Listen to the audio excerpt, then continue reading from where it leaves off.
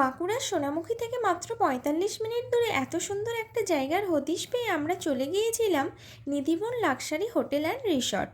ঘন জঙ্গলের মাঝে এই রিসর্টটির প্রাকৃতিক সৌন্দর্য তোমাদের মন কাড়বেই।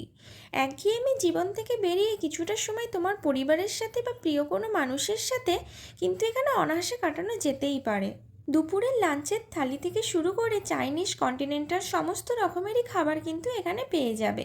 আর খাবারের কোয়ালিটি নিয়ে তো কোনো কথাই হবে না। নানান রকমের মিষ্টি আর আইসক্রিমেরও আলাদা করে এখানে কাউন্টার আছে। আর আছে মিটিং হল, সুইমিং পুল, বোটিং, থাকার জন্য ব্যবস্থা, যে কোনো বড় ধরনের প্রোগ্রামের জন্য বড় স্টেজ, বার আর কিছু মন্দির সহ নানান রকমের রেস্টুরেন্ট। সব মিলিয়ে রিসর্টের ভেতরের চারিদিকের অ্যাম্বিয়েন্সটা জাস্ট অসাধারণ।